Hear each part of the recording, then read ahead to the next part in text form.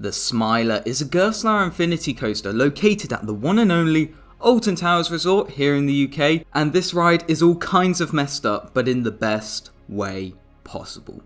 If you do end up enjoying this review, please consider liking and subscribing, I really do appreciate it. But anyway, I hope you enjoy. This is what I think of the Smiler.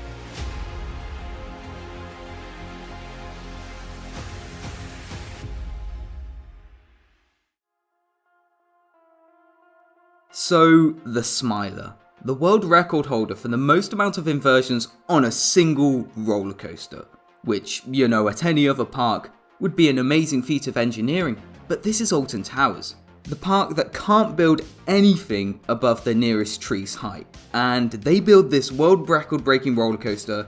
That just amazes me. From an off-ride perspective, the Smiler is mesmerising. It's like a roller coaster enthusiast's dream watching the trains race around the layout. Especially if you're riding Oblivion, the B&M dive coaster next door. You get some amazing views of the coaster from up there. The ride is also quite intimidating, and a partial reason for this is the soundtrack. It's something else, and for some, it gets you hyped up for the ride. It's so sick and twisted, but it's fantastic in its own way. But yeah, I highly advise you give it a listen. It is creepy, like really, really creepy. And a link will be provided in the description below if you want to have a listen to it. Let's now talk about how you get to the coaster itself. The Smiler is located in X Sector, which is in like the far right part of Alton Towers. It's a little bit of a walk getting there, but Alton Towers is huge anyway, so yeah, in the grand scheme of things, it doesn't really make a difference. Once you're in X Sector, you can make your way down to the Smiler's entrance and enter the queue. Not gonna lie, it's not great. The whole thing is just a big cage, you literally feel like you're stuck in a cage. And yes, whilst the soundtrack is good, it can become a little bit unbearable when you have to listen to it for 3 hours. There's also not a huge amount to look at besides the coaster itself, which is kind of cool. It's nice. Sadly, there's a lot of netting, so you can't do a whole lot of filming there, but that's for safety reasons, and that's completely understandable. Eventually, you'll make your way to a building where there's some fancy projections, which may or may not be working. The music also changes to a darker, more sinister tone. And also, there's a strobe light. It's really annoying. I hate it. Please remove it, Alton Towers. You then head up some stairs and enter the station, which is a bit bare and basic. I mean, it's not the worst station in the world, but it could have been a lot better in terms of its theming. In the station, a member of staff will assign you from rows 1 to 4, and I'll be talking about the differences between the rows later on in the review because it can drastically change your ride experience. Spoiler warning, skip to the time on screen now if you don't want to know what happens in this small building. 3, 2, 1... RMC.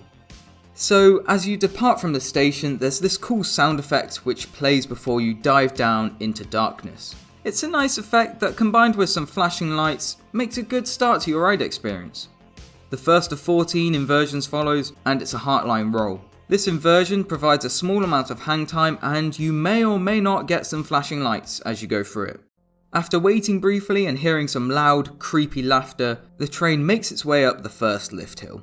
A turn to the right and you're into another inversion, a corkscrew, before 2 intense dive loops. Next follows one of the best moments on the ride, this amazing airtime hill which provides some great airtime and some fantastic near misses with the Marmalizer. The Marmalizer is this huge spider-like thing in the middle of the ride which normally has all of its effects working nowadays.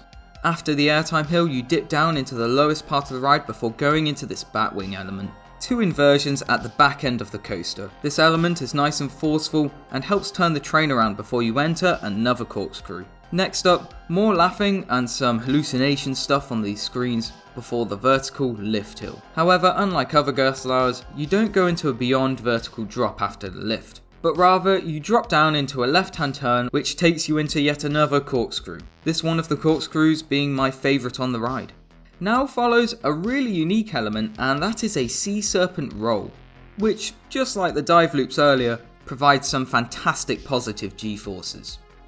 Here comes my favourite part of the ride, this incredible airtime hill.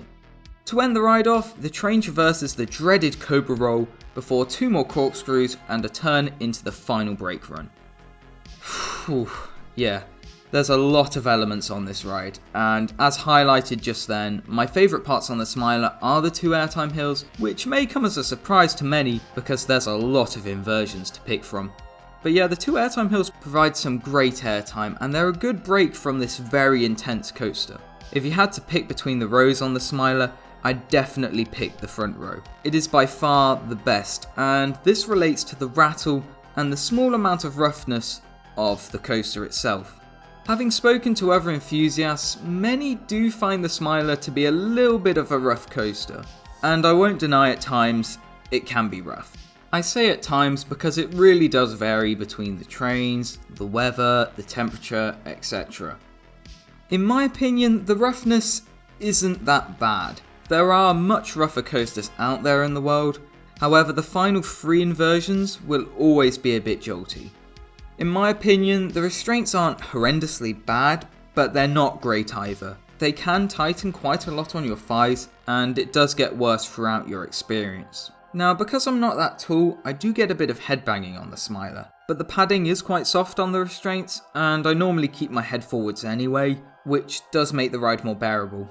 In terms of where I rank the Smiler, I definitely think it's one of the best I've ridden. At the moment, the Smiler is my 3rd favourite roller coaster, only behind Untamed and Icon, which is a little bit controversial as I'm placing the Smiler above Nemesis, but that's just my opinions. What makes the Smiler for me is the overall intensity of the ride. It's just non-stop, there's no dull moments on this coaster, and it's just so much fun to ride. It's not perfect by any means, but it's a coaster I certainly come off smiling. You've been watching Stubwood. I hope you've enjoyed the review, and if you agree or disagree with my thoughts, please post your own opinions in the comment section below. On that note, have a great day, and I'll see you all in the next video.